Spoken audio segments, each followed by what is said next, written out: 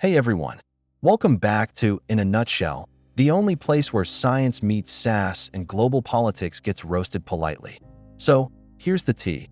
Donald Trump just signed an executive order banning something called gain-of-function research. The first relates to gain-of-function research.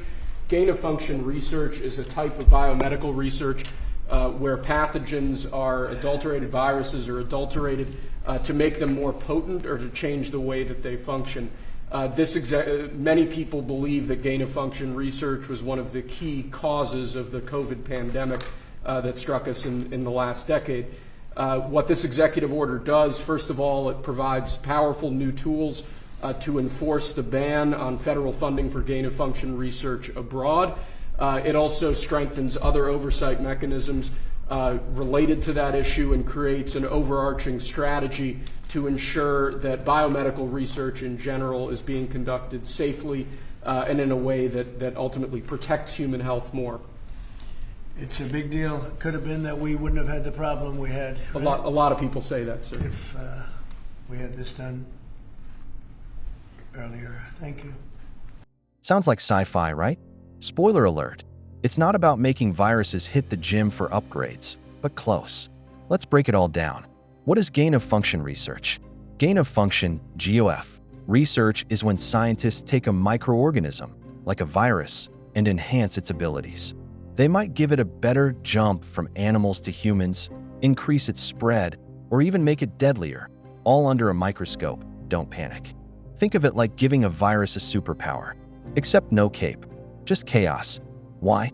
To understand how dangerous mutations could happen naturally, and then prepare vaccines or treatments in advance. So yes, it's risky, but also helpful. Like babysitting a baby lion to understand predators. Just don't let it escape. Why do scientists do this? Great question. Scientists aren't evil masterminds plotting world doom. They're trying to predict future pandemics, improve vaccines, strengthen public health defenses. Imagine if you could simulate the next deadly flu before it jumps into humans. It's like practicing for a fire drill with fire, controlled fire, hopefully. But here's the kicker. If this research leaks or isn't properly handled, well, we get real-life horror shows. And that brings us to the drama. Here's where it gets juicy. Remember COVID-19? Some people believe it could have been linked to a lab leak from gain-of-function style research in Wuhan, China. Was it? Officially, no. But unofficially, conspiracy theorists have been busy with yarn boards and red strings. This kind of research has always danced on a thin ethical wire. High rewards, but also high risks. Even scientists argue about it more than your ants do over who makes the best potato salad. What did Trump just do? In 2025, Trump signed an executive order to ban all federal funding for gain-of-function research. Not just in the US, but also overseas, especially places like China and Iran. He basically said, no more cooking superbugs in the kitchen, not on my dime. And he's not entirely alone. Many countries are rethinking how risky research is regulated, especially after COVID. But critics say, this could slow down vaccine development. It may push the research underground or to countries with zero oversight.